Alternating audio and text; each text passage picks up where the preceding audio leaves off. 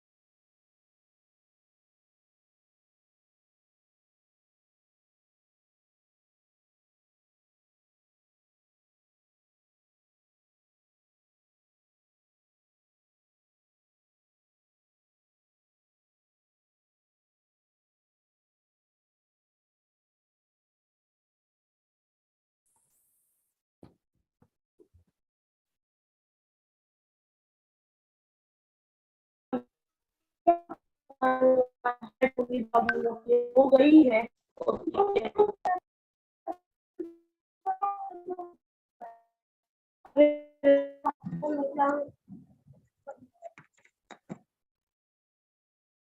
Forwards on you.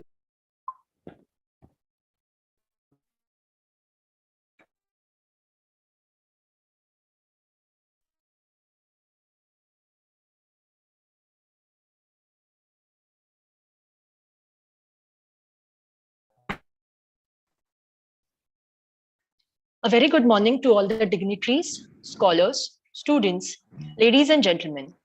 I, Dipti Parab, welcome you all for one-day multidisciplinary international e-conference on change and transformation, a spectrum of opportunities in hybrid environment. organized by Reena Mehta College of Arts, Science, Commerce, Management Studies in collaboration with Chandrabhan Sharma College of Arts, Science and Commerce. It is on occasions like this we get opportunities to enhance our knowledge and understanding. On behalf of the institutions, we are delighted to offer a gracious welcome to all of you. As the light destroys darkness, in the same way, knowledge destroys ignorance. We all bow to Goddess Saraswati. May she have her blessings upon us.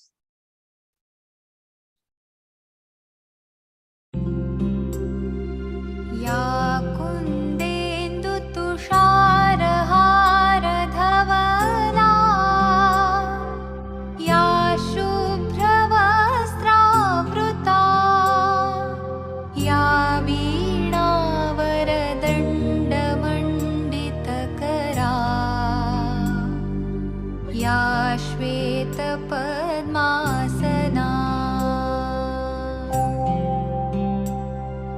या ब्रह्माच्युतशङ्करप्रभृतिभिः देवैः सदा वन्दिता सा मां पातु Saraswati Bhagwati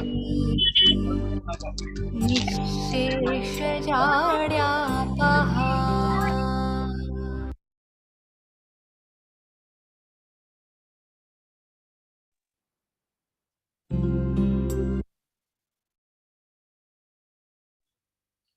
Let me now brief you a bit about the conference. Hybrid is the new uncertainty, is a constant in today's business environments. With volatile market dynamics, customer demands, technologies, disruptions, and more. Managing transformation through this uncertainty requires maintaining a line of sight into key initiatives at every stage of the strategy to delivery journey. Otherwise, it's difficult to determine how strategic programs are progressing or whether outcomes are being achieved. At the same time, human resources are exploring new ways of working that allow them to deliver faster. It's imperative to support the varied ways these resources work with the right level of guidance and quadrants. Organizations now have mixed execution methods that challenge the traditional approaches to top-down planning and governance.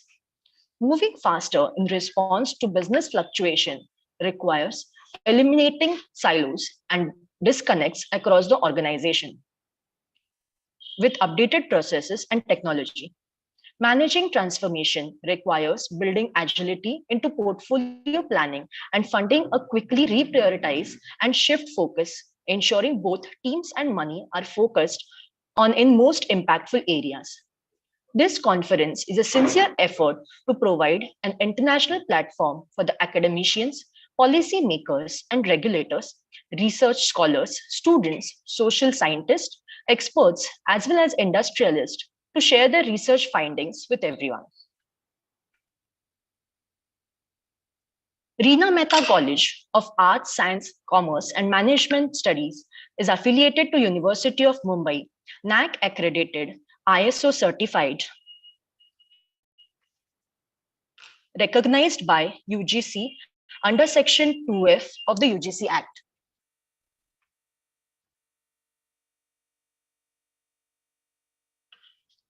Jeevan Jyot Educational Charitable Trust was established in the year 1997 by founder and chairperson Mrs. Reena Mehta.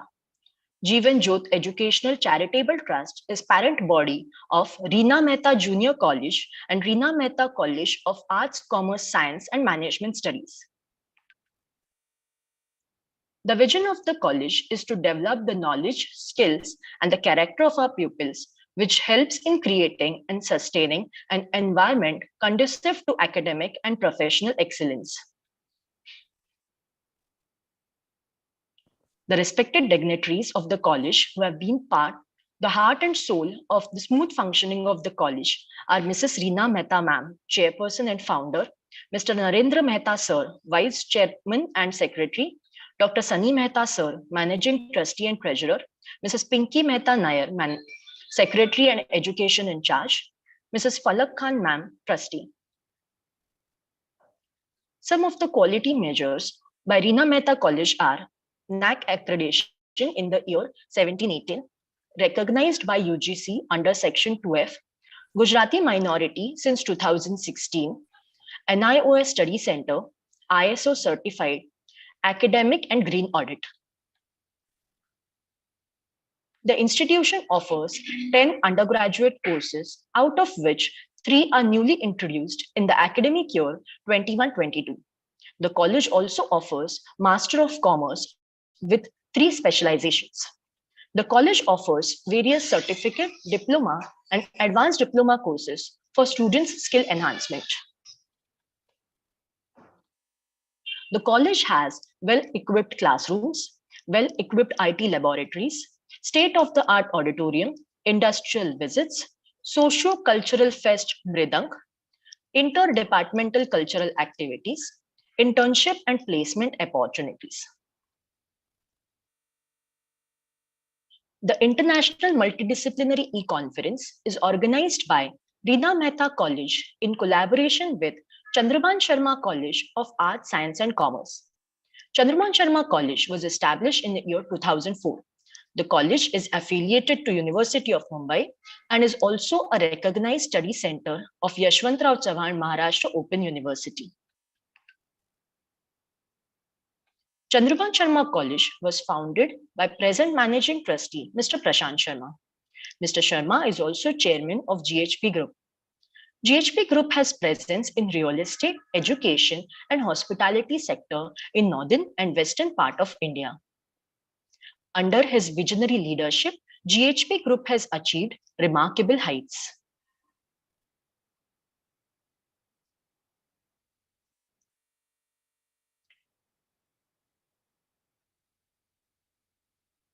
Chandrabhan Sharma College is named after our inspiration, the great philanthropist, freedom fighter, late Pandit Chandrabhanji Sharma, grandfather of Managing Trustee, Mr. Prashant Sharma.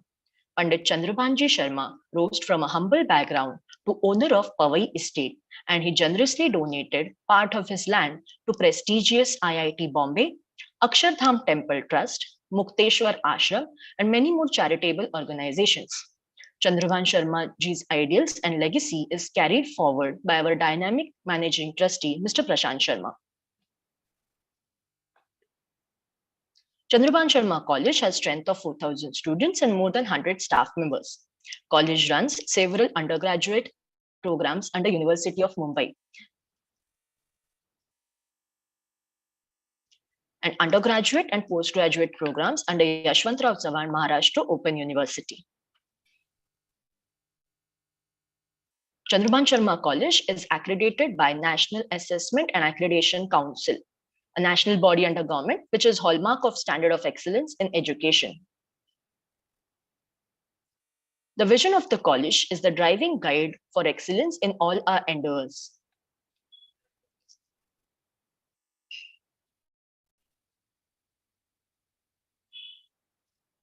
The college has well-equipped IT classrooms and laboratories. College has conducted several certificate courses in collaboration with universities, institutions, and corporates. College also conducted faculty exchange program with several colleges. College conducted various institutional social responsibility activities. To make students aware and realize their social responsibility to serve the society, the college has units of NSS and DLLE. Khwahish is the annual intercollegiate festival of the college, which draws huge crowd of students from more than 50 colleges. To engage our students in creative and leadership roles, the college hosts students' clubs and associations for all the departments. To build the bridge between industry and academia, the college has placement and career guidance cell, which provides internships and final job placements. College as a community has a lot to offer and receive from the society. For more information, visit our website, cscollege.co.in. May I now request Ms. Charlotte Bhaskar to proceed with the session. Thank you, Dipti Madam. To move on further, we now take privilege to welcome our chief guest for today's conference, Dr. Balwinder Singh Sir, Director of Guru Nanak Dev University. Sir holds a PhD from India with research acumen for core financial issues. Sir has successfully guided 11 doctoral theses in the finance area. Sir is editor-in-chief of the International Journal of Financial Management. His research contributions include 83 research articles in journals of international repute. He is a secretary of Global Network of Business Researchers. He is also the secretary of Indian Commerce Association, the national level body of commerce professionals. A hearty welcome to you, sir. And now I request sir to address the gathering. Thank you very much. Am I audible? First of all, confirm this. Yes, sir. Yes, sir. Okay, thank you very much for giving me this opportunity. I have been secretary of Indian Commerce Association, but right now I am not. But thank you very much for giving me a positive appreciation for my achievements. I would like to share my experiences on this topic, whatever has happened in the last 2 to 3 years in our life. The college has given me this opportunity. I'm thankful to the college management and the teachers and the students who are giving me ears to listen to my opinions. Friends, what I have felt over a period of time, that change has been always a part of our life, because anything which is constant is death. So change agents have changed over a period of time, maybe fire, maybe water, maybe technology. Some agent has been always there, and change has been happening in the past also. But the pace of change which has happened in the recent past, that is unimaginable, that we can never think of. Because in my life only, we have moved from telephone to smartphones. In my life only, we have moved from letters to WhatsApp messages and SMS texts. So things have changed. Things have been changing in the past, but the pace of change, that is giving us challenge, that is giving us sleepless nights. So this change has affected each one of us. Teachers, definitely, from books to e-books, from lectures to e-lectures, and a major challenge, how to be relevant in day to day. Because if I ask a student that RBI guidelines have been issued in this year, he says, sir, guidelines have been updated last evening or maybe last minute also. So that is a challenge for me to be a teacher. Teacher means a resource person. So even business, you know very well, the new models have been developed.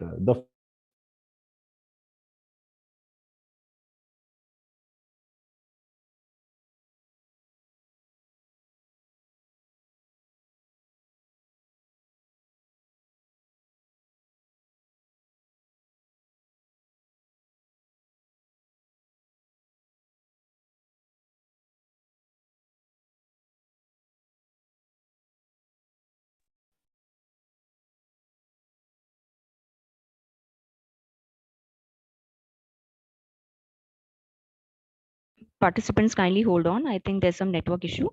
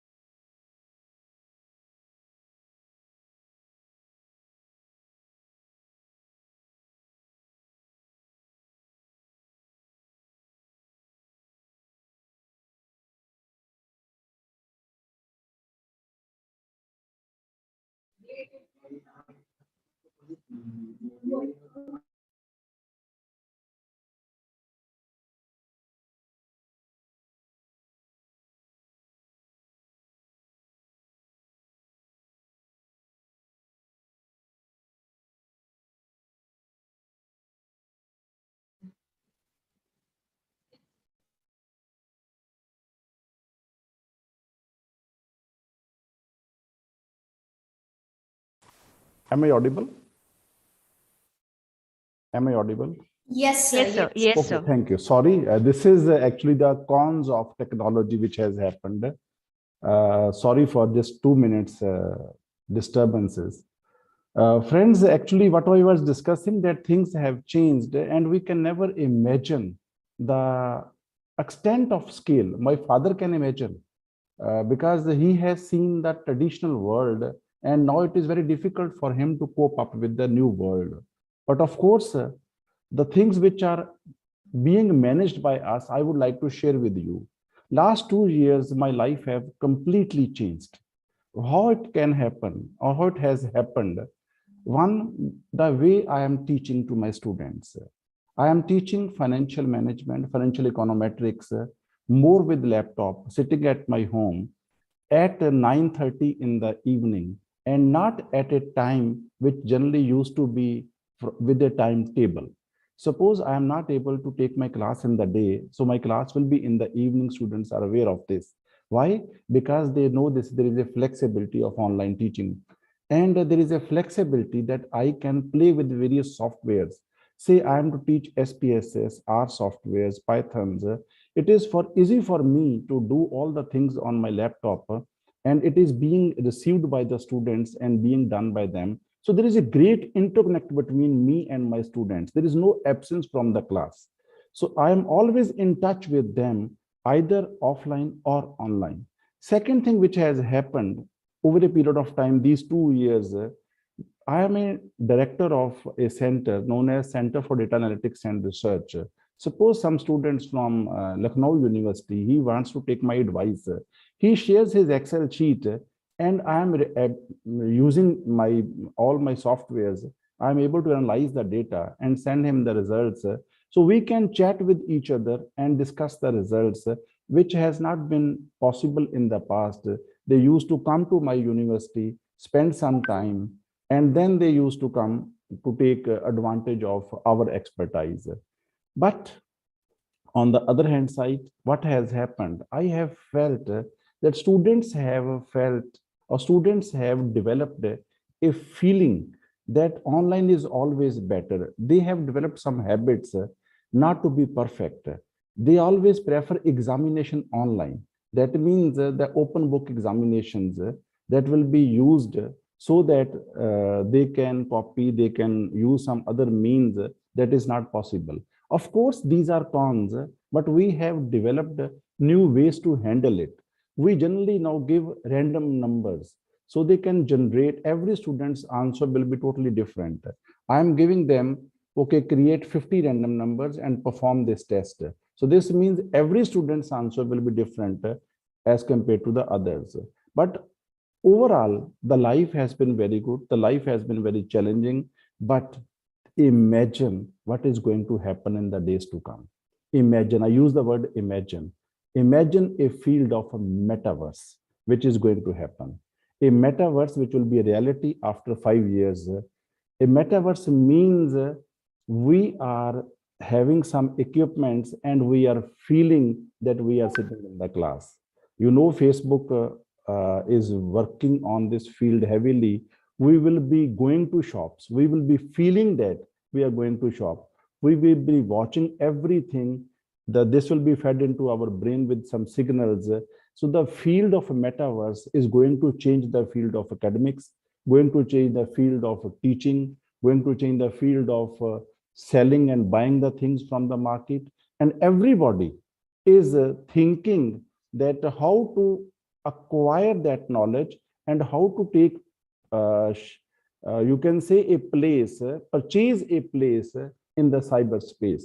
So metaverse is going to be a challenge in the days to come, and we should be ready with that. Change always gives opportunities. Change always gives challenges.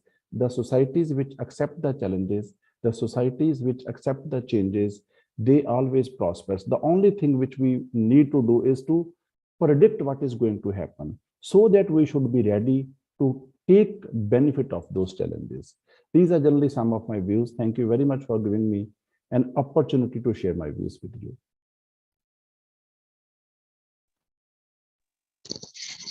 Thank you very much, sir. I would now like to take this opportunity to express my sincere gratitude to Principal Dr. Satinder Kaur Gujral ma'am and Principal Dr. Pratima Singh ma'am for their unwavering support and encouragement towards this one-day multidisciplinary international e-conference. I would now briefly introduce Principal Dr. Satinder Kaur Gujral Madam from Reena Mehta College of Arts, Science, Commerce and Management Studies. Ma'am is having 15 years of teaching experience. She also has been a paper setter, moderator, external examiner for undergraduate and postgraduate level. She has authored 15 books for undergraduates and published more than 35 research papers at national and international level. She is also editorial board member of International Journal in Management and Social Science. Ma'am is also a member of Indian Commerce Association and All India Principals Association. She is a PhD guide at JJTU and 7 students have received PhD degree under her guidance and evaluated 8 theses as external referee. She is also the recipient of various awards like National Rashtriya Shiksha Ratan Award in 2013, Nelson Mandela Peace Award in 2014, Rashtriya Vidya Samman Puraskar, National Talent Search Award 1920 in recognition for the valuable contributions in empowering education, Golden Aim Award for Most Ideal Principal in 2020. Thank you, ma'am. I now like to take this opportunity to briefly introduce Principal Dr. Pratima Singh Madam from Chandrabhan Sharma College of Arts, Science and Commerce. Ma'am has 20 years of academic and 6 years of corporate and consultancy experience. She is a doctorate in commerce and has been associated with teaching banking, auditing and direct taxation subjects at undergraduate and postgraduate level. She has been recognized as postgraduate teacher by University of Mumbai. Her research work includes minor research projects submitted to University of Mumbai, papers presented at conferences, journals, MPhil and PhD. She has published several research papers in reputed national and international journals. She is a member of the Board of Studies of the University of Mumbai in the subject of financial markets. She is a part of syllabus revision committee of University of Mumbai for postgraduate level. She has to her credit books authored on direct taxation and accountancy and financial management for undergraduate level. She is also a member of Indian Commerce Association. Thank you, ma'am. I now take this privilege to welcome our keynote speaker for this conference, Dr. Rajendra B. Patil sir. Sir has completed PhD at the North Maharashtra University, Jalgaon. He is a IT director at MGM Health University, Navi Mumbai, and is handling IT infrastructure and cybersecurity at MGM campus. Sir is associated with various reputed colleges in and around Mumbai as a visiting faculty for postgraduate programs under University of Mumbai and specializes in artificial intelligence, cybersecurity, and IPR. Sir has various publications to his credit. He has published and presented several research papers in peer-reviewed international journals as well as national and international conferences and has also received Best Paper Award in 7 national and international conferences. He has also authored and co-authored various books. Sir has received a grant for one Australian patent titled Systems and Methods for an Interactive Virtual Personal Assistant. Sir has won many accolades like the Best HOD Award from Computer Society of India in national conference organized by IIT Powai, Mumbai in Tech Next 2017, Young Achiever Award from Institute of Scholars, Bangalore in 2018, and many more. He is a member of Board of Studies for Computer Science and Information Technology. He is a VC nominee and Board of Studies member for many autonomous colleges under Mumbai University. Sir is also a PhD guide for Mumbai University in the subject of information technology. At present, Sir is associated with many universities across Maharashtra and also involved in government agencies such as RUSA, Maharashtra Cyber Cell, and Police Training Academy. Sir, it's an honor to have you here today, and now I request Sir to address the gathering. Over to you, sir. Good morning, all. Before starting, let me just check with am I audible clearly? Yes, Yes. you are. Thank you. So, first of all, I would like to congratulate for experimenting and justifying the theme what you had projected for the conference, like the transformation, where the two colleges, the two institutions under University of Mumbai, Reena Mehta College and Chandrabhan Sharma College, where they clubbed, they collaborated, and now having this particular e-conference. So this is what the change that is now happening नहीं जाऊंगा मैं with the help of technology. So, post-COVID, आज तो जाना तुझे को कुछ करने को नहीं है ये क्या है ये इसको एंटरटेन कर यार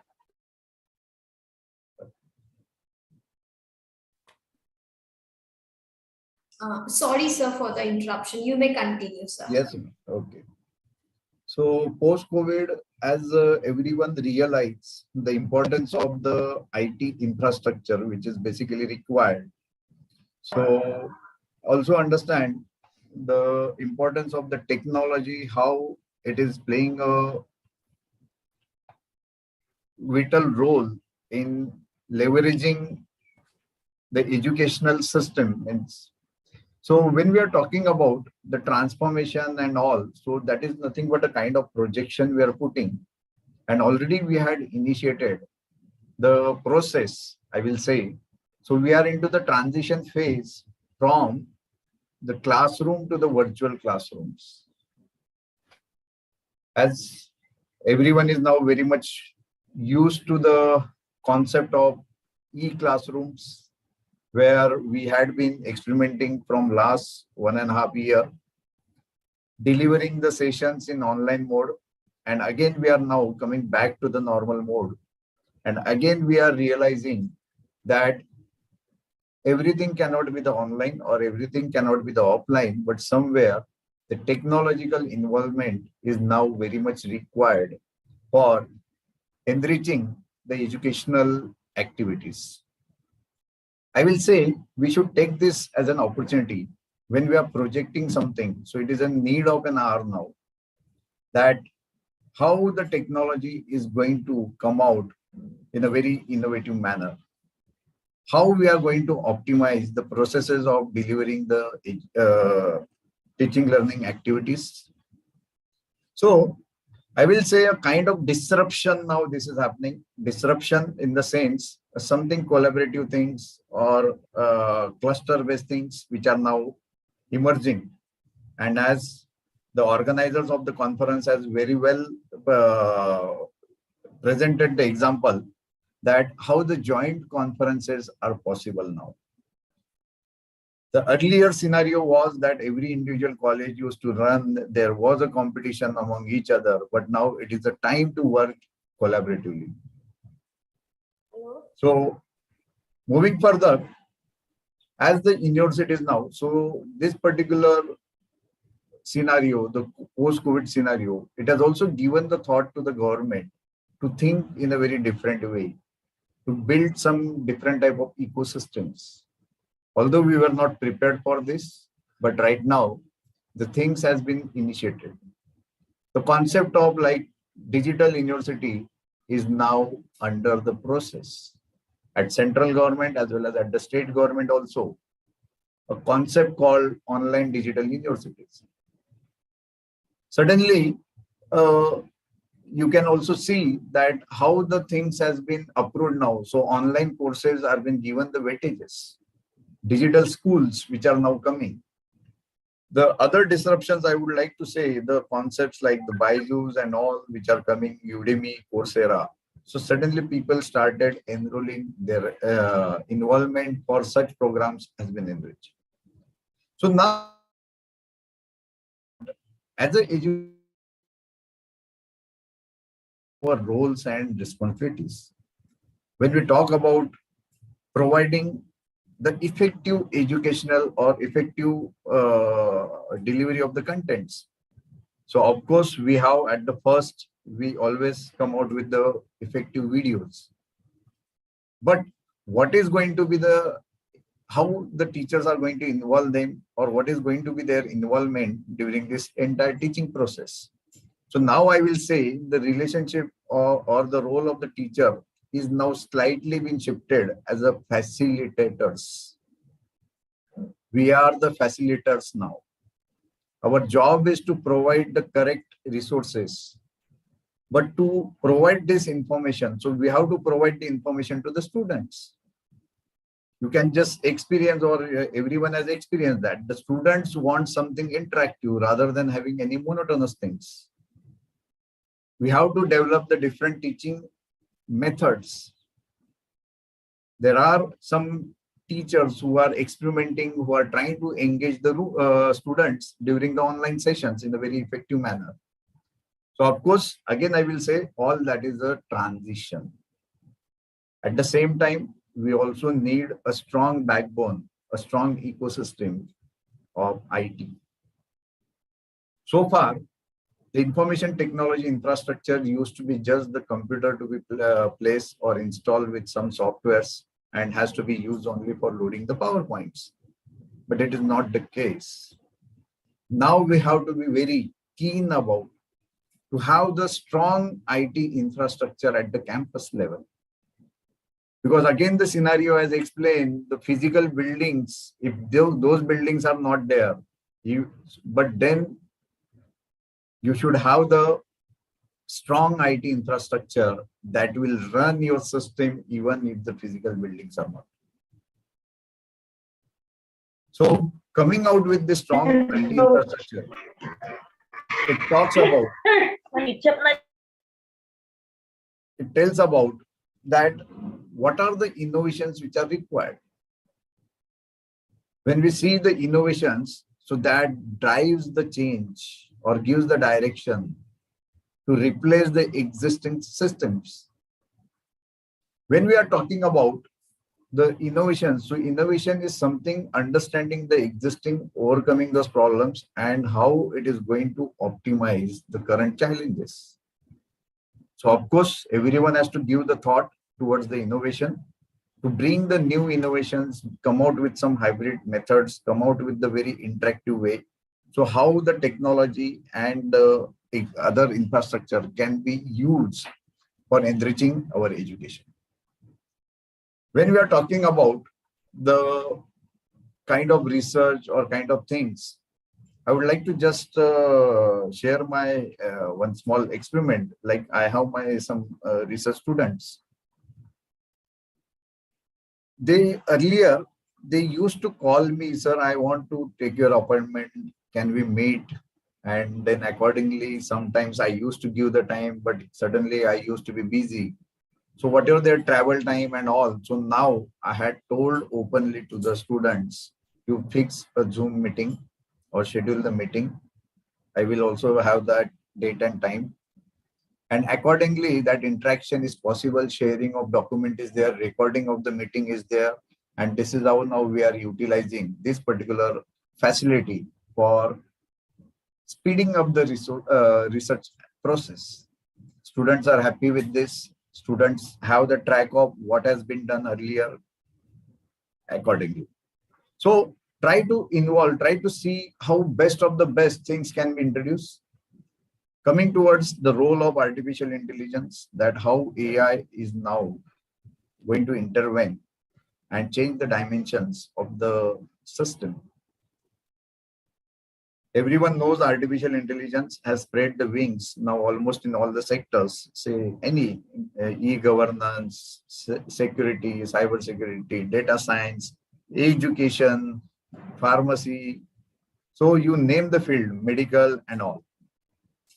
So AI is something automating the things. I would like to give one good example. Like we all are very much occupied with the other academic activities, like working for the assessment, working for various other committees. So all that work is there. And somewhere we feel that we need to organize ourselves. As Alexa, now it has become the member of many families. Alexa is used for interaction and all these many things. But still, we are in a very semi-automated world.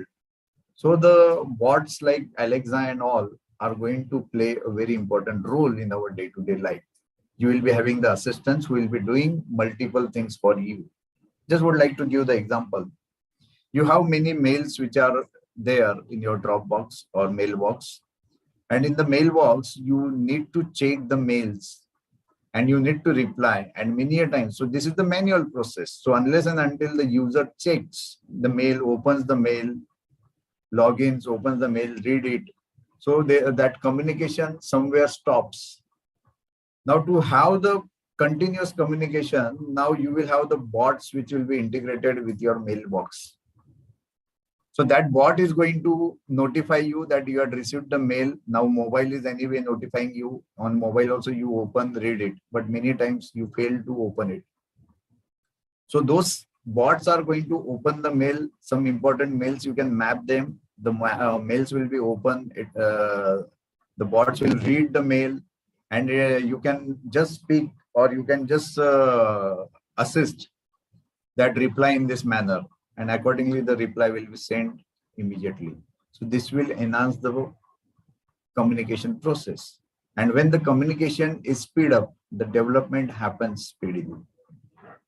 If communication is stopped, the development stops. And that is how now, just imagine from letters, then landlines, fax, today internet, email, everything. So how we are, but still somewhere the limitations were there. Now that limitation is again overcome, and that is called innovations. So when that communication is been speed up, so it is establishing a strong roadmap towards the next generation. So what again I'm mentioning that we are still, so we are in the transition process. We are experimenting. Certain things may fail, certain things may work effectively, but all that going to happen in a very progressive manner. At the same time, when we are talking about all these scopes and all, I would like to also mention there are many barriers and challenges in this current scenario that rapidly affecting or somewhere has disrupted our academics and research process. So definitely we have to also come out with, means the governance side, I will say, means a message to the managements or the administrators that now the institution should focus on the development of the technological platforms. Just installing the laptop or installing the projector in the classroom is not going to work. We should have the strong, secured network infrastructure at the campus. A campus should have the policies, as this is one of the thought of your conference when I heard during the introduction. So there should be the campus IT policies, the IT infrastructure policies. When you have the policies in place, this builds the discipline, how to use the technology.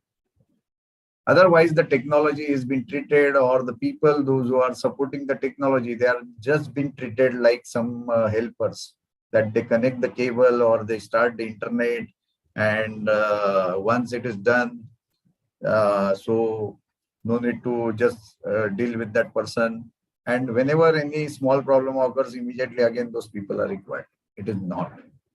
If you are going to have a strong setup of your technological setup at your campus, this particular support will almost vanish. If you have multiple campuses, as I told you, that suppose the TCS company is there and TCS company is having their own network. I'm just working on one proposal that will be submitting probably to the government, that how the educational institutes network can be developed, a special separate network for the educational institutes. So there are going to be many advantages. A common network that will help you to conduct the examinations, that will help you to conduct your admission activities. Take an example, the all affiliated colleges under the Mumbai University will have their own network. This network will help for leveraging various other educational services like academic and all, and in a very secured manner. So when you give such thoughts, so that no other network will intervene into that private network. But this experiment can be done if there is any institution with multiple campuses. Or there can be the sharing of infrastructures among the two institutions. Like these two institutions today gave the thought that we can have the collaborative conference. At the same time, see to that how you are going to have your collaborative network. That may help you in many different aspects. That may save your operational or capital cost that you are investing today for setting up the IT infrastructures. But due to lack of awareness, due to the vision, people are not aware about all these technological setups. Of course, people should also be educated about the digital hygienes. People should also maintain the data privacy policies. As education institutes, we have the data of all our students. We have the data of teachers. And due to insecure network, if the data breaching is happen tomorrow, after having the legal aspects of the data privacy and all, so we have to prepare ourselves that tomorrow there is going to be the data security officer at your place, a data scientist at your place. So these are going to be the new dimensions that will be required by the education institutes. So here I would like to just mention that try to understand that how our roadmap should be there. So every education institute should have the roadmap for next 5 years, 10 years with the special goals and objectives. Right now, the educational goals and objectives are in place for delivering the education services. But at the same time, now those goals and objectives need to be modified by aligning it with the help of technology. Through this technology, you can reach to any of the geographical sector of the world. Today, some specialized design course can be popular and can be delivered to the needy people at somewhere in the technology. We are also now working on one telemedicine concept. We are building one infrastructure. During the COVID, we developed one system where we were providing the services in a virtual mode. Virtual office was created. We just created a link. Office hours were set up. The students were not allowed to enter the campus, but still that communication was happening. The office persons were sitting on the other end. The students used to click on the link. They used to fill up the form, and accordingly, they used to have the video interaction with the office people. And whatever documents they need, so they used to upload. And this way, that administration was being streamlined. The similar solution is now been adopted by Department of Science and Technology. So like this, you can have now one setup of virtual desk office. So where immediately people will connect you, you can provide the window, you can provide the timing, and this can be the innovative service to your stakeholders. Sometimes the principal can be open up to interact with the parents. The parents will join on that particular day virtually, and whatever the things are there, the best suggestions or best interaction is possible rather than asking the parents to meet. So that is how we need to properly now change the objectives, the mission, vision, but at the same time, we should also educate the people by understanding or by awareing them how to deal with the technology. Because people who are using the technology and not aware about the technology, you might be aware that every day some cyber frauds are taking place. The challenges with the governance or the government is the cops who are there, even they face the challenges. Recently, last week, one big cyber attack has been taken place at JNPT, you might be aware. So that JNPT cyber attack, it is like now the whole system, their CCTV cameras, everything. So attack has been taken place. Their data has been breached, and it is a ransomware attack. So that is what even your campus level CCTV or whatever the infrastructure, whatever the data is there, if your network is not secured and if some cyber attack takes place, so that way this may come out with the big harm. So related to that, you should also have the digital hygiene awareness program at the campus. You can invite the people will educate, which link to click. Many times you come to know about various attractive offers, some iPhone or something, people click on it, the spyware gets installed on your system, or somewhere some fake messages or spoofing messages are there, where with the name of college is been sent to the students click on it, students get victim of it. So all this awareness program should be done by all the institutions when you are now planning for the effective technology. Once the awareness is there, so people will be able to secure the things, people will have the knowledge about understanding that what are the authentic things, what are the unauthentic things. Of course, still it's a big challenge to come out with the safe and secured as well as the robust system, but that awareness is very well required. So this particular thought should be now given by the education institutes to its stakeholders.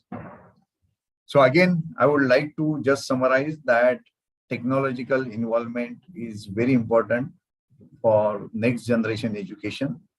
AI, cybersecurity, the policies, and the very important, the IT infrastructure are going to play a very important role.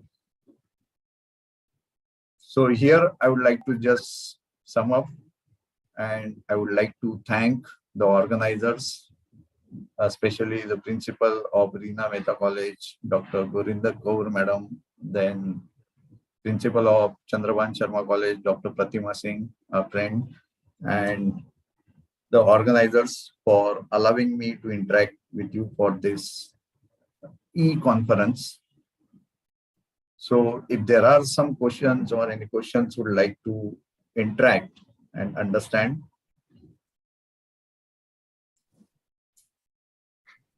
Thank you, sir. Thanks a lot.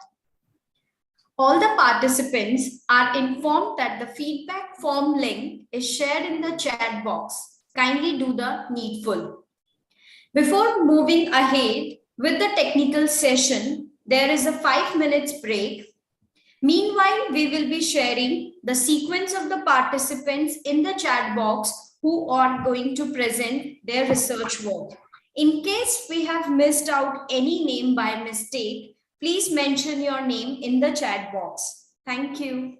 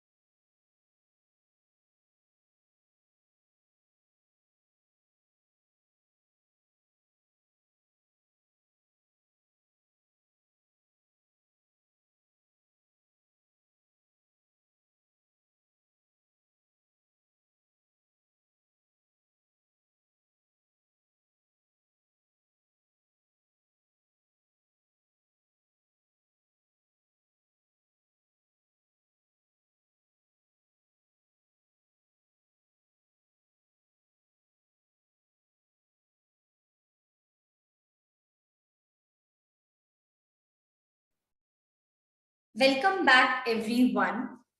The first participant now to present their research work is Mr. Het Anjaria.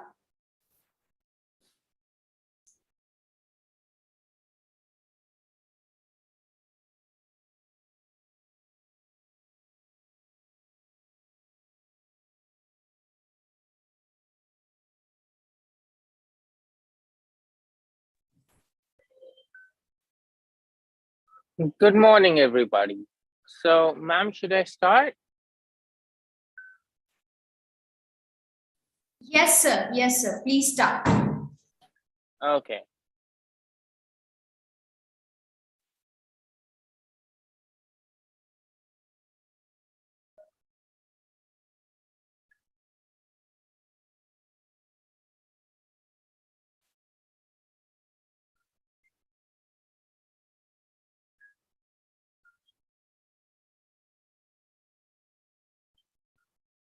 Okay. Good morning, ladies and gentlemen. Today, I would be giving a presentation based on the banking industry in India and regarding the creativity and innovations that it has pursued over the years. Basically, banking has become a necessity today. Everyone has a bank account, may it be a savings account, and banks not only provide the facility of savings account anymore, but also provide the line of credit, which helps lots of people in incurring expenses which may not be possible for them to do altogether. This research is, however, focused on the creative methods that are pursued by banks for retaining their existing clients. We have based this research paper based on the questionnaire that we gave 100 bank clients in Ahmedabad. They participated in this questionnaire regarding the impression of the bank innovations.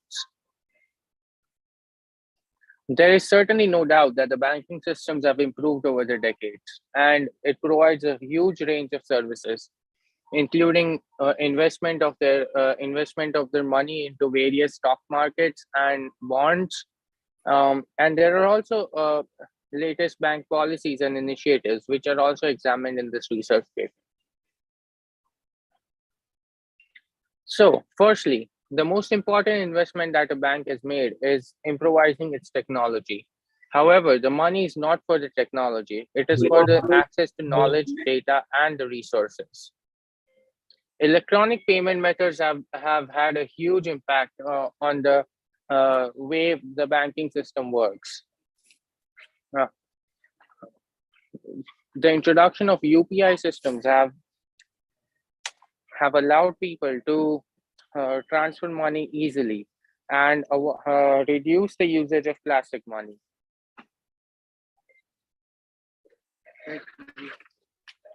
Internet banking, ATMs, and mobile banking have been included in a study conducted by Komal and Vandana. This basically compares the public and private Indian and foreign banks. E-banking has a lot of potential, and there's a lot more to be found in this era. And these opportunities must be taken advantage of. A customer-centric approach by every bank is necessary. Every bank has a different approach to how they treat their customers, and it makes a huge impact and makes a huge difference in by which it helps people to select which bank is more preferable to them. Credit cards, ATMs, internet banking, and mobile banking, all of these are opportunities for various banks to implement a successful policy. Anita and Vasanta looked into how many people are aware of the technology. As every one of us know that in the main issue in India is lack of awareness. The poor people are not aware of the benefits that they are entitled to. However, this study shows that the technology should be utilized in the banking sector. The information technology impact on the banking industry is the subject of a study by Aibarani. This researcher shows how banks are utilizing technology.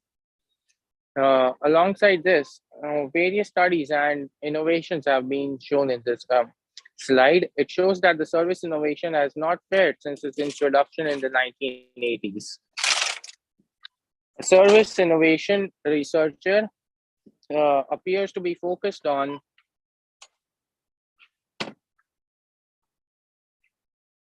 the inadequacies or weaknesses in service practices. It means that the notion of service innovation has to be refreshed. Moving forward,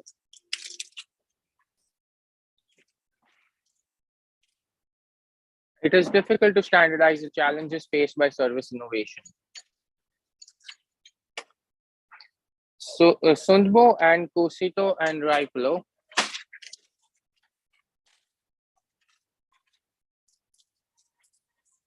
customer-firm collaboration could be a crucial source of innovation that delivers solutions and advantages to customers. According to Sebastian and Paola in 2010, non-technological sources are also used as a means of successful innovation. Superior performance is not always guaranteed by the latest technology.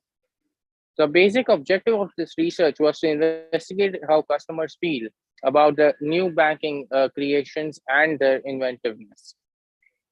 But not only this, it also investigated the factors that influence the bank selection.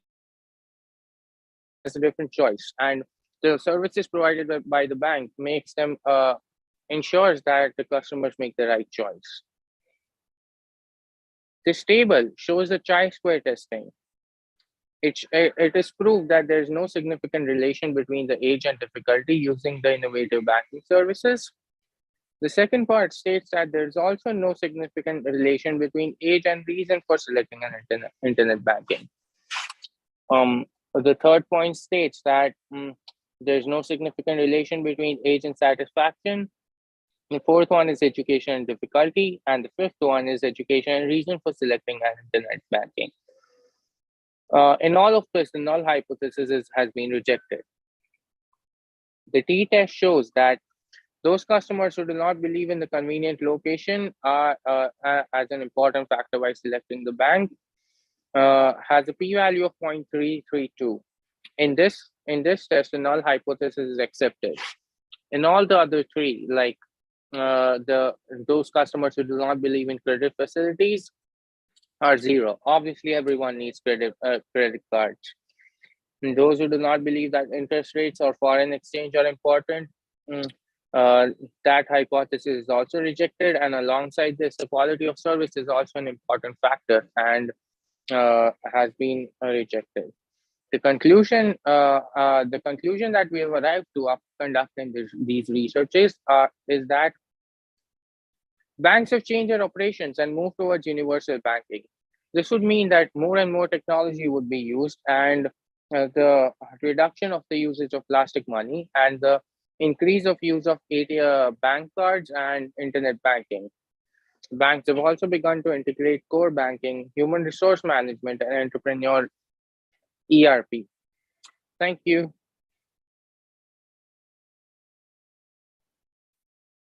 Thank you, sir. That was really very informative. Now, the next participant to share their research work is Dr. Jharna Kalra. But I think due to some network issues, ma'am is not able to join. So we'll call out the next participant, Dr. Beena Gulab Singh Patil. Ma'am is also not present. So we have the next participant, Mr. Rajesh Kumar Yadav. Okay, I think he is also not there. So now the next participant is Mr. Piyush M. Modi to present his research paper.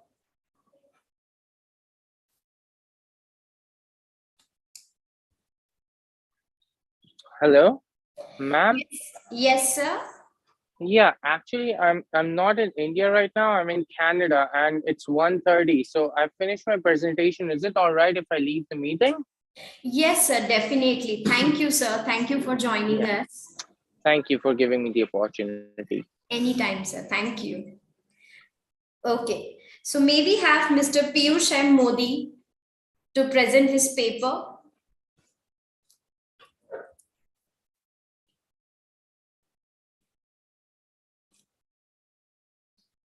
Okay, I think there is some network issues. The next participant to present the research paper is Ms. Dhave Reena Chandrakant.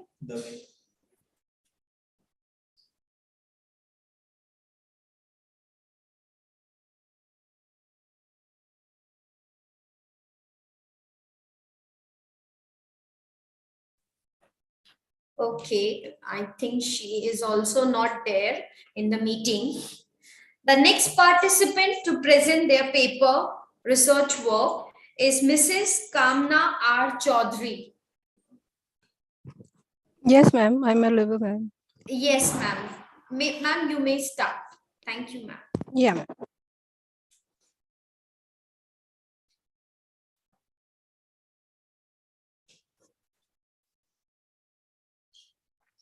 Good afternoon, everybody. I am Kamna Chaudhary. I am a research scholar under CMR Institute of Technology, Bangalore. So I have made a paper based on the stock market reaction and share owners' response on the reaction on announcement of merger. So the abstract of my paper is that this paper is just trying to attempt the abnormal return earned by the investor due to the merger announcement. So the merger announcement date is the first announcement date, which is published in the newspaper by the banks.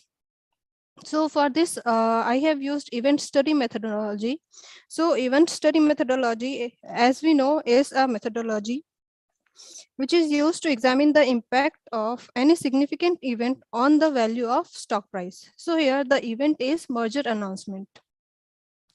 For this particular analysis, I have taken the estimation window period of 180 days, minus 180 days to minus 60 days. That is where 0 is selected as the date of announcement. And the data have been taken 7 private sector banks that have been merged between the year 2005 and 2015. For the calculation, average abnormal return and cumulative average abnormal return has been calculated, and the same CAR calculation with the t-test has been analyzed with the statistical value of t-test to get the findings. Now we all know that merger, acquisition and consolidation are the biggest boom in not in banking industry but also in all other industry. So most of the industry are going for consolidation in order to provide a better service and to get a better place in the market. So for that I have selected merger and acquisition. So as explained earlier, this paper is based on event study on the stock price reaction, where the merger momentum explain the correlation between investor reaction and the merger declaration and recent market condition. The objective of my study is to examine the effect of merger announcement on the abnormal return, or we can say the profit of investor. Second objective is to examine whether the investor of that particular bank are able to make abnormal profit on the announcement of the event of merger or not. So based on the objective, the hypothesis have been framed that the null hypothesis is that there is no significant changes or improvement realized by the investor, and alternate hypothesis is that yes, there is improvement realized by the investor. The type of data is secondary, since this particular research is based on purely secondary data, that and the share price of each 7 banks has been extracted from NSE listed NSE official website, that is Provis Software. For that 180 days pre-announcement data 2 plus 60 days post-announcement data has been extracted. And for the same time, the NSE closing share price has also been taken. So the limitation of this research paper, just 1 minute.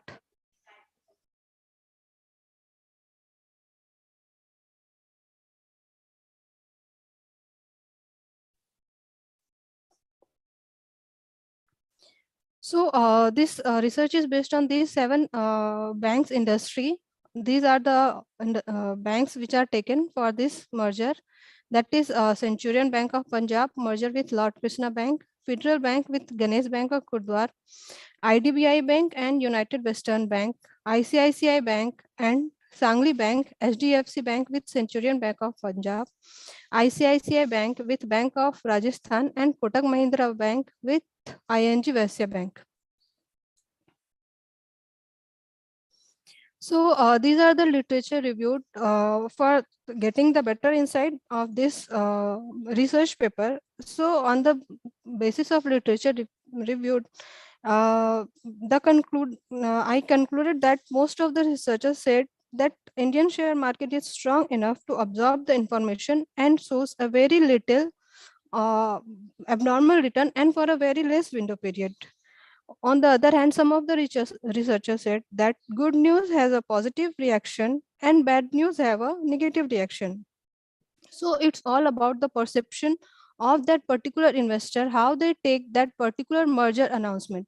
If the investor feels that the announcement is good for the market, it's good for that particular bank, and the bank is going in a progressive step after that merger announcement, they will feel that this is good for that financial, and the same has been reflected in the share price. Similarly, if the investors feels that it is not good for particular bank or industry, they will show the negative reaction. But this reaction is only for a few days. It's not a stable reaction for a longer period.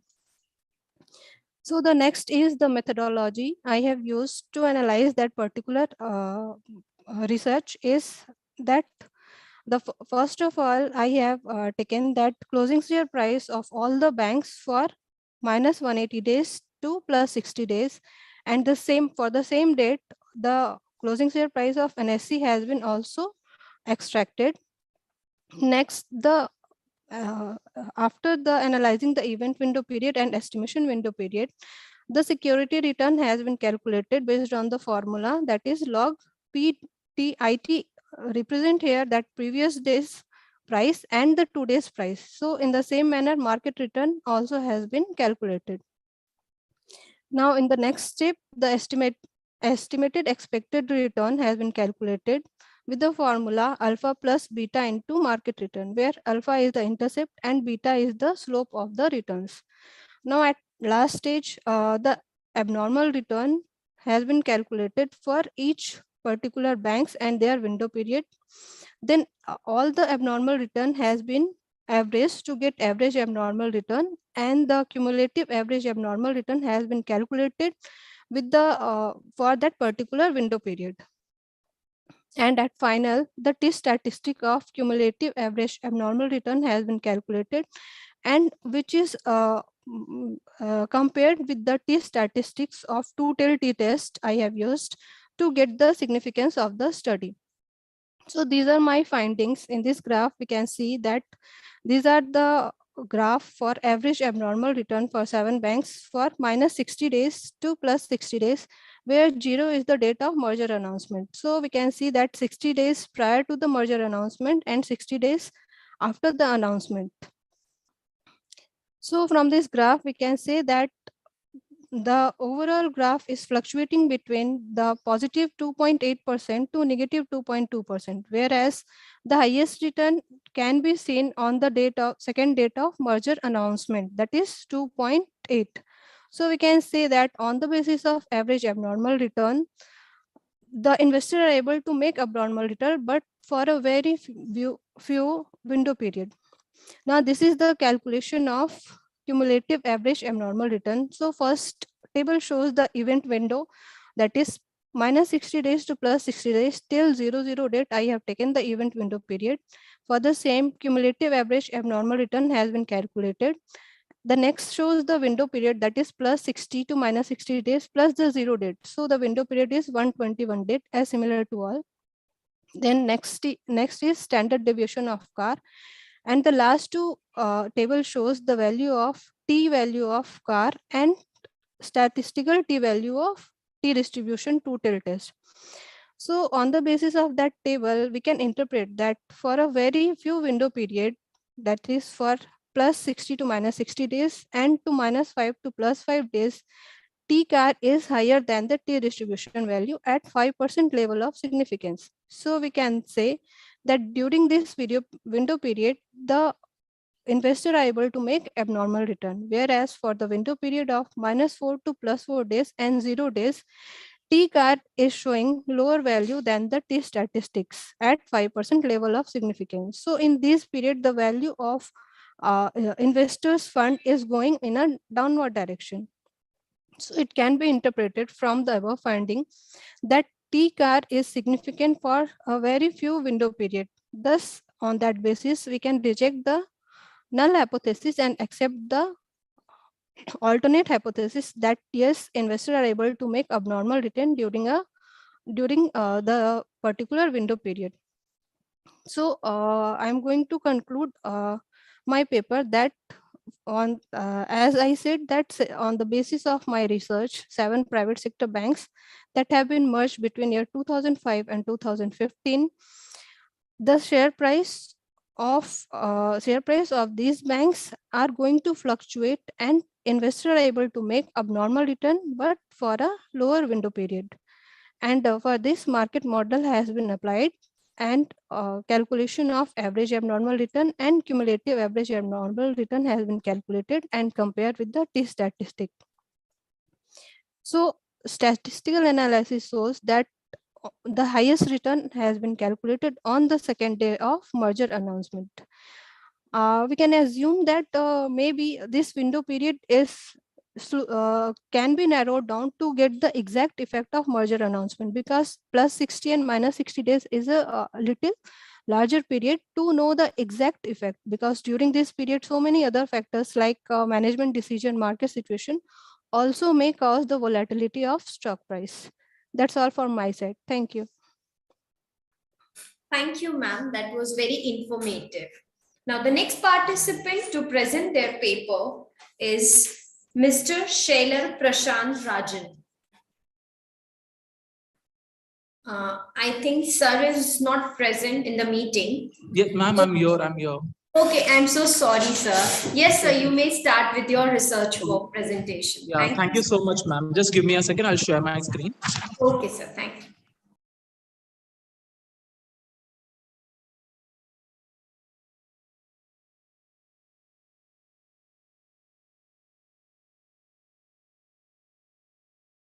Ma'am, can you please let me know if my screen is visible?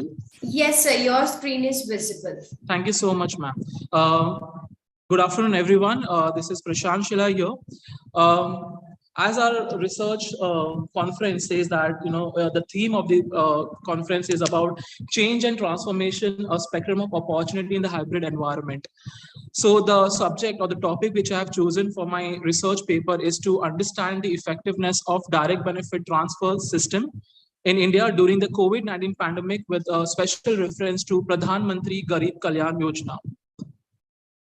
As we all know that during the whole lockdown, of 1.5 year or 2 year, you can say, we all were fighting against this pandemic situation, which has devastated the social and the economic life of many people across the globe. The whole, the pandemic was somewhere, it has, even if it's a developed or a developing country, okay, it has a very, a kind of impact on the society, and mostly it was affected the poorest section of the society, I think. So to safeguard the life of the people, many countries had gone for the complete lockdown, including India. And but then when they go for a complete lockdown, many people, have lost their job. There were complete shutdown period, and everything was going haywire in the situation. People were not knowing what to exactly do. The major part of the society, that is poorest section of the society, was mostly got affected because of this pandemic situation.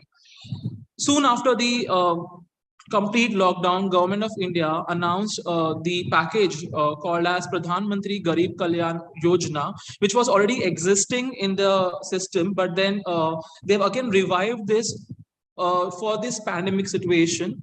So my present research paper will will explain you about the how effectiveness is the DBT system, which I will talk about what DBT is, had worked during this pandemic situation when there was complete lockdown, and how it had really helped out to the COVID-19 pandemic situation.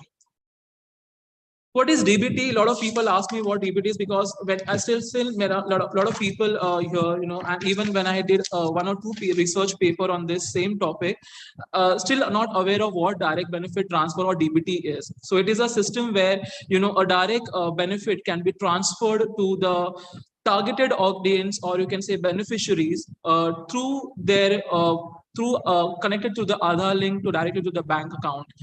Because there were a lot of pilferages, and there were a lot of scam which used to happen earlier, where the benefit was not directly transferred to the society. So this particular system, that is DBT, had been very effective in many of the programs which was being launched by the government of India earlier. So my paper will try to understand that how it will be effective in understanding the Pradhan Mantri Garib Kalyan Yojana. Okay, so let's understand what is Pradhan Mantri Garib Kalyan Yojana. As I said, after the pandemic period, after the lockdown, the government announced this package, okay, and which actually continued for a very long time, which say that it was a package of 1.70 lakh crore, okay, specifically concentrating on the vulnerable section of the society who is fighting against the battle of COVID-19 pandemic. Okay, there are a lot of people who lost their job. There are a lot of people who are falling down below the poverty line. Okay, they were not able to get the basic necessity and the basic essential commodity. So this particular program will transfer the benefit to the society from two different medium. Okay, one is through the direct benefit transfer, and another is from the food security. So this program was classified into two categories. If you see the food security, so you will see that there are some pulses, chana, and other kind of product which will give a protein which was very essential during this period of time, was being provided by the government at a very concessional, at a low price. Then if you see the other package which talks about the providing the direct benefit transfer through the various government programs like Manrega and Pradhan Mantri Ujjwala Yojana, and there are certain packages which was being given to the Kisan Samriddhi Yojana and many other programs. So you can see this particular table or a particular flow chart will explain you how much credit or how much money was being provided by the government to this particular programs. And I have collected some previous study, because the whole study of mine is based on the secondary data. I had here right now I have only shown two research paper or the two research article which were being studied earlier, okay, which focuses on the various other aspect but not connecting it with through the effectiveness of DBT. So the objective of my study was to understand the effectiveness of the direct benefit transfer system during this pandemic period, and to understand the implementation of this in the Pradhan Mantri Garib Kalyan Yojana and the usefulness of this system to the beneficiaries. As I said, my research methodology was particularly based on the secondary data. I have collected all the secondary data, and there was a study which was done earlier. So I've collected that table and the pie chart, which shows that the benefits have been received to many beneficiaries during this pandemic period through this particular Yojana. And the DBT had played a very important role there to transfer that benefit directly to the member or to the beneficiaries. In this part, you will understand that it has shown that how effective the direct benefit transfer is, and how benefit it has given to the many other respective program under the Pradhan Mantri Garib Kalyan Yojana. It has benefited to the Kisan. It has benefited to the all the people who are who are needing these benefits during the pandemic period. Okay, that has been discussed here, and there are some statistical data which I have put up here to the previous research which I've already done. So the conclusion of my study says that yes, the direct benefit transfer had played a very important role during this pandemic period, and the situation would have been worse if this direct benefit transfer would not be introduced earlier. But then through this, a lot of people have got benefited in a various respective areas, and it has a positive impact. But yeah, it have also been seen that there are some negative impact, which is very minor in case. But then yes, there is an understanding that still there's a need of reframing these policies and putting up this system in a very efficient or effective way. So that is what my research paper had tried to understand here. These are some of the references which I have used throughout the study, and that was the only thing which I will summarize about my research paper. Thank you so much, ma'am. Thank you so much, everyone, to listening. Thank you, sir. The research work is really very informative. Now, the next participant to present the research work is Dr. G. Raja Jeren Selva Kumar.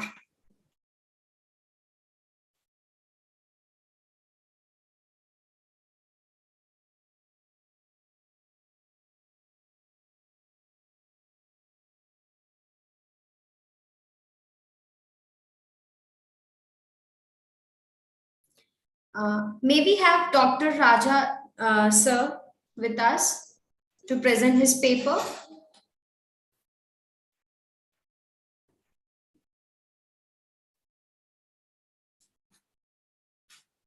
I think there is some network issues. So I'll call the next participant to present the research work, Professor Dr. Roshan Patil, sir.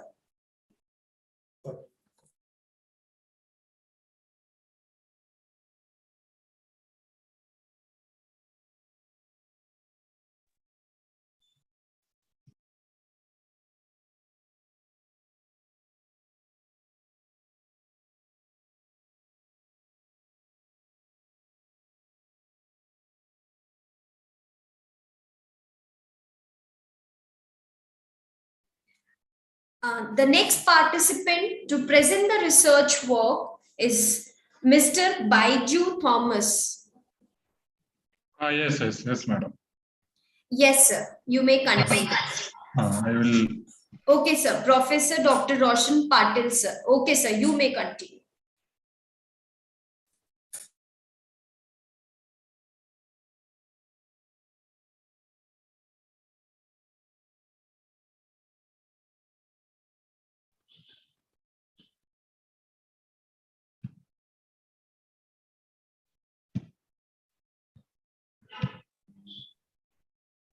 I think there is some network issue. Mr. Baiju Thomas, sir, you may start. Okay. Thank you, sir. Good afternoon to all of you. My topic is the usage of ICT tools for enhancing quality of education for students with special education needs in an inclusive classroom setting. I am Father Baiju Thomas. I am from the Ramakrishna Mission Vivekananda Education Institute, Faculty of Disability Management and Special Education, Coimbatore, Tamil Nadu. Introduction. ICT can be a valuable tool for teaching, learning. There would be no longer term equal development with the advantage to society. There is no assurance that we will boost students' performance if we have the best facilities and staff members. Emphasizing should be given to the use of ICT in the classroom. ICT in the classroom has positively impacted education that cannot be overstated. 2 graduate students are expected to perform a variety of tasks. For a wide range of jobs and responsibility, ICT is essential. Children with special needs can benefit from the increased access to it. The use of technology in the classroom is becoming increasingly common amongst educators. Students are inclined to turn to the technology when there are tight deadline and specializations. This research focuses on how ICT can improve the education and quality while facilitating the learning process in an inclusive education setting. The notion of ICT in education. We live in a world where ICT are pervasive in all the aspects of daily life.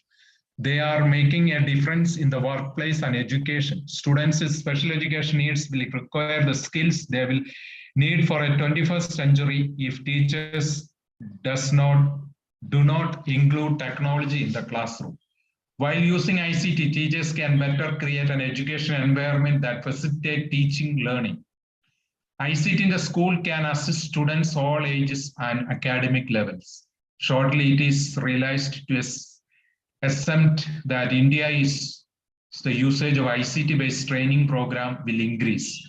Students should use ICT, including the web and multimedia, in an inclusive classroom setting. ICT tools are essential in schools, but teachers recognize their usefulness in the inclusive classroom setting. Students with special education needs and ICT. Students may develop special needs due to the reduction and lack of access to the classroom. Consequently, the interest and ability of children with special education needs are suppressed due to the lack of suitable teaching procedures.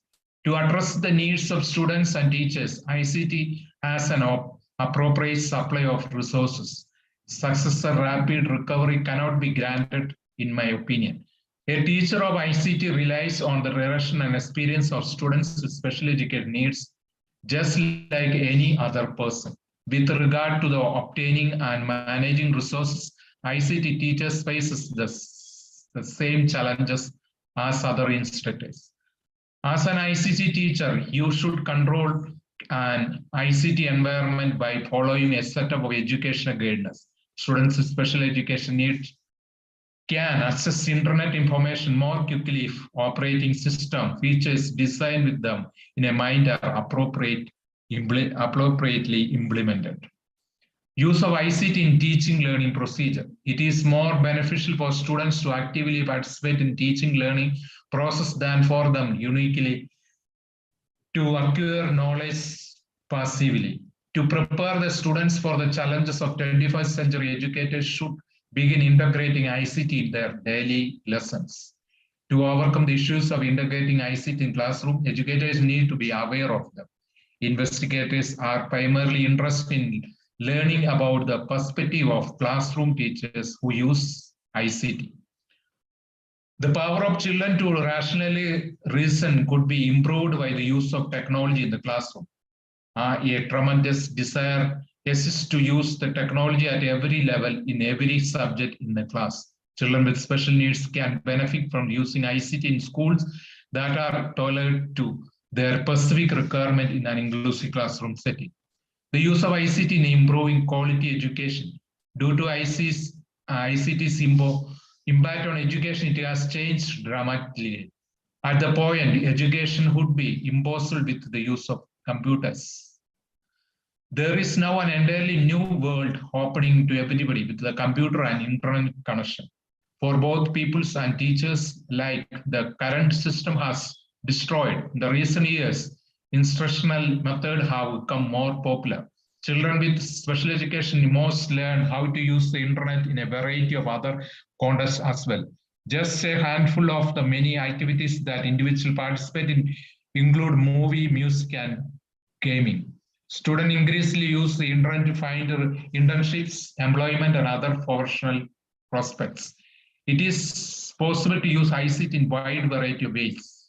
Students with special education is forced to rely on others for information when there is no internet or other technologies. For students with special education needs, this makes it easier to do their homework and other tasks in an inclusive classroom settings. The use of ICT in inclusive education. You can save a large amount of money by making ICT tools more accessible to an inclusive population and boosting interoperability between service and device. A wide range of persons can ensure that all the students have equal access to technology in the classroom. Academic in a wide range of fields, including computer science and education, face significant problems in ICT innovation and inclusive education. On the other hand, teachers secure a lesson plan that is flexible enough to accommodate students with special education needs. ICT can indeed help create a more inclusive learning environment. All schools to be modified to meet the long-term demand of students. ICT provide a more efficient and adaptable foundation for the education strategy that can be supported and promoted in an inclusive classroom. Conclusion. When students use ICT in the classroom, there are more ways to teach and learn. Having a well-designed curriculum is essential for students with special education need to become proficient in ICT use. Our students with special education needs will learn at their own pace and according to their own preference if we incorporate ICT into the classroom.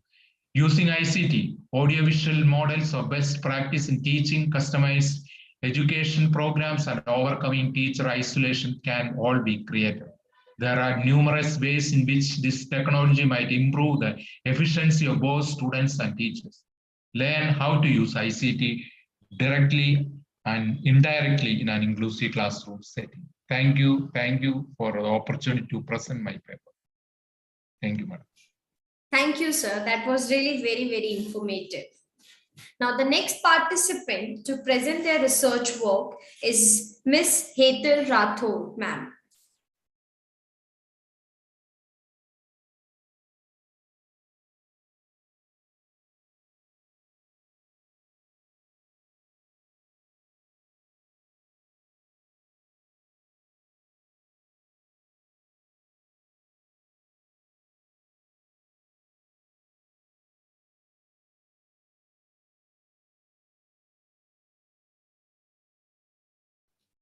Ma'am, may we have you to present the paper?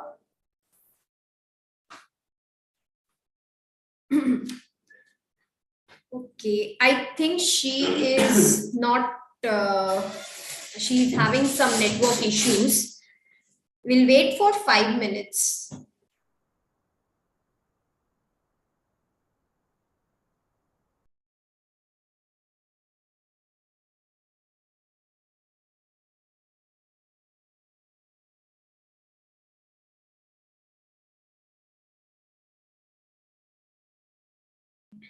I think ma'am is having some network issues. Okay, so Honorable Chief Guest Dr. Balwinder Singh, keynote speaker Dr. Rajendra Patil, management of Reena Mehta College and Chandrabhan Sharma College, principals, coordinators, teaching and non-teaching staff, and all the researchers. It's my privilege to have been asked to propose a vote of thanks on this occasion.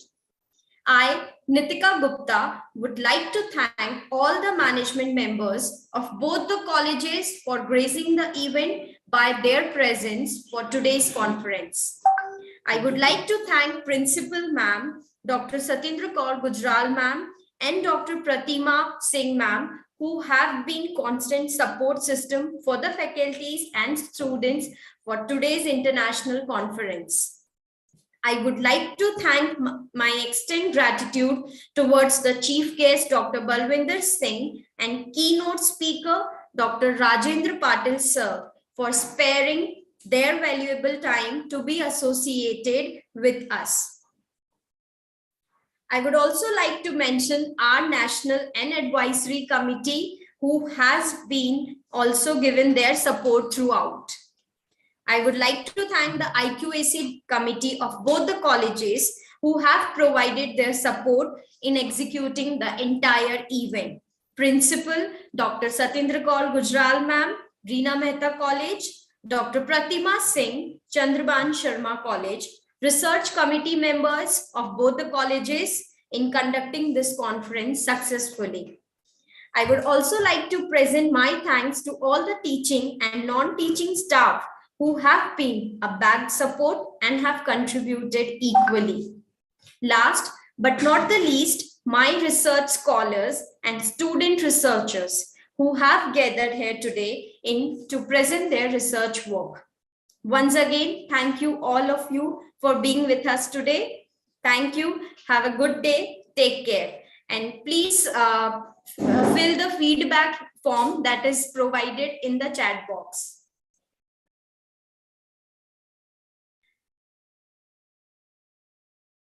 Thank you, everyone. Take care.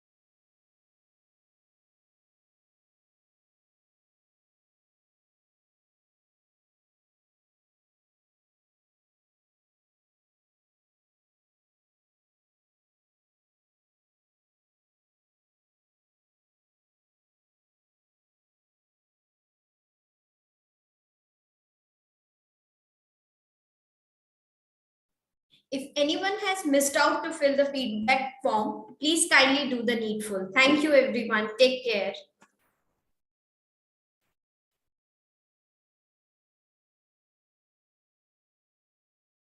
Bye, ma'am.